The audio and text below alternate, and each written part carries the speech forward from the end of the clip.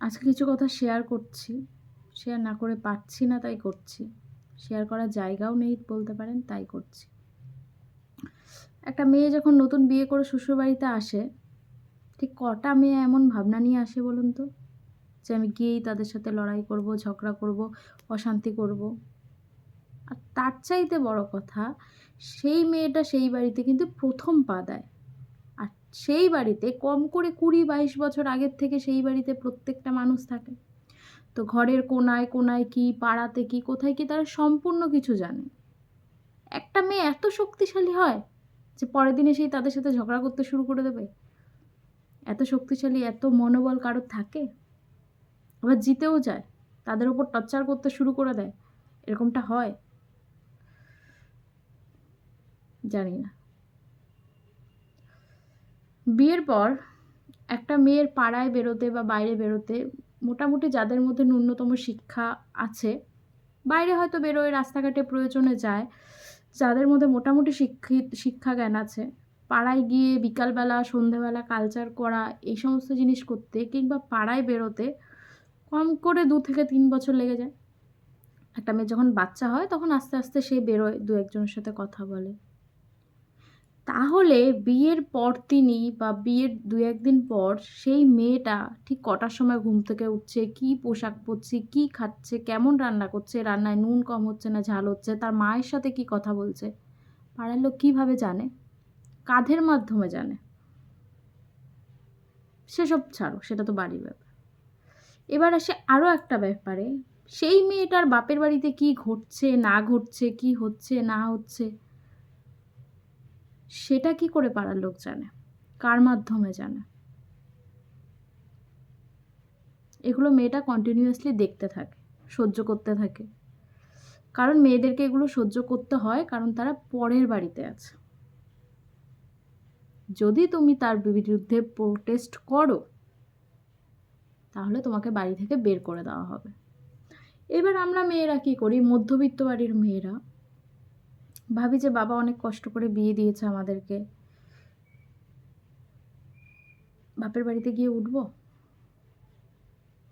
বাবার আবার বোঝা হব, সেসব ভেবে থাকতে শুরু করে। সন্তান হয়, সব কিছু এভরিথিং মানিয়ে নিতে চেষ্টা করে। মানাতে বানাতে মেয়েটা তো মানে মেয়েগুলি তো রোবট না, তাদের মধ্যেও হৃদয় আছে, তাদের মধ্যেও সহ্য শক্তির একটা ব্যাপার আছে। তারপর যখন তারা আস্তে আস্তে বাইরে বেরোতে শুরু করে, নানান মানুষের থেকে নানান কথা শুনতে পারে। কী গো তোমার এটা, কী গো তুমি এখন কাজ করো শ্বশুরবাড়িতে, শ্বশুর-শাশুড়িতে, এই ধরনের কথাগুলো শুনতে হয়। কেন শুনতে হয়? কিছু বলা হয় তার জন্যই তো শুনতে হয় না? সেসব তো ছাড়ো। ওপেনলি তার মেয়েটার বাবা-মার সম্পর্কে কী বলা হচ্ছে, কী করা হচ্ছে, সেগুলোও মেয়েটা জানতে পারে। কারণ পাড়ার লোকের কাজই সেটা। তারা একজনের থেকে কথা নেবে, আরেকজনকে বলবে, আবার আরেকজনের থেকে কথা নেবে, আরেকজনকে বলবে। দোষটা পাড়ার লোকের আমি দেব না। আমি ঘর থেকে গিয়ে বাইরে বলছি বলেই তো বাইরের লোক আমাকে বলছে, তাই না? তো যেই মানুষগুলি ঘরের কথাগুলো বাইরে গিয়ে এভাবে বলে, সেটাকে আরও দ্বিগুণ বাড়িয়ে, সেই মানুষগুলোকে হাজার বারণ করলেও তারা শুনবে না। কারণ পরের বাড়ির মেয়েটার প্রতি তাদের কোনো ফিলিংস থাকে না। তার নামে যতদূর বদনাম করা যায় ততটাই ভালো। এবার অনেকে মানে কোয়েশ্চেন করবে বা অনেকে বলবে, বা প্রত্যেক বাড়ির হাসব্যান্ডরা এটাই বলে যে, ওরা বলছে বলুক, বললেই তো তুমি খারাপ হয়ে যাচ্ছ না? খারাপ হয়, খারাপ হয়। একটা ইমপ্যাক্ট তো পড়ে। আমি আমার মাকে গিয়ে বললাম যে ও আমাকে চড় মেরেছে। আমার মা ওই সময় ওখানে প্রেজেন্ট নেই।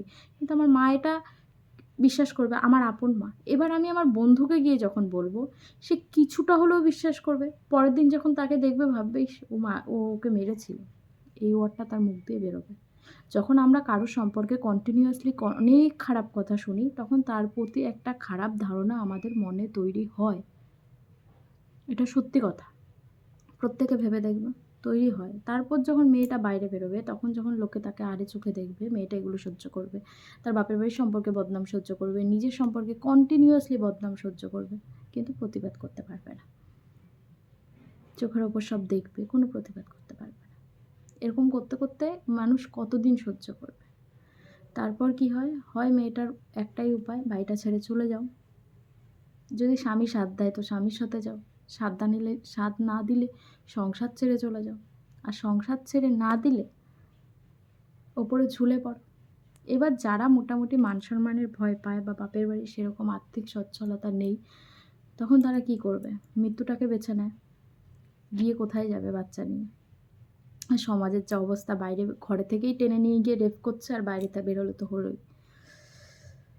মান সম্মান সব দিকের ভয় থেকে তখন মৃত্যুটাকেই বেছে নেয়। তো কিছু কিছু সময় না, সেক্ষেত্রে বাড়ির লোকগুলো দেখায় আমরা তো কিছু করিনি, আমরা তো কিছু বলিনি, আমরা তো ঝগড়া করিনি। ঝগড়া করতে হয় না, মানুষকে মুখে ভাত দিয়ে মারতে হয় না, মানসিকভাবেও মেরে ফেলা হয়।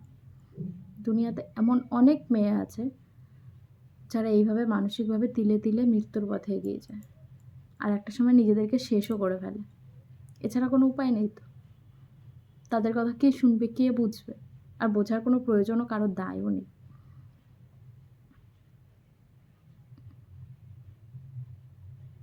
আর সমাজের লোকদেরও বলি, আপনারা এই কথাগুলো শোনেন দাঁড়িয়ে দাঁড়িয়ে, সেগুলো নিয়ে খিল্লি করেন, হাসেন। আপনাদের ঘরেও তো মেয়ে আছে, মনে হয় না মেয়েগুলোকে পরের বাড়িতে বিয়ে দেবো? যে সত্যিই ভালো হয় সে কোনোদিনও গিয়ে কারোর কাছে আরেকজনের নামে বলতে যাবে না। হ্যাঁ বলবে, ঘরের ব্যাপার ঘরে মেটাবে, বাইরে মেটাবে না। আর সেটা যখন মিথ্যে কথা হয়, একটা মেয়ে কতদিন সহ্য করবে? এভাবে মানসিক যন্ত্রণা সহ্য না করতে পেরে বহু মানুষ মৃত্যুর পথে এগিয়ে যায়। জানি না সমাজে এগুলো কবে বন্ধ হবে।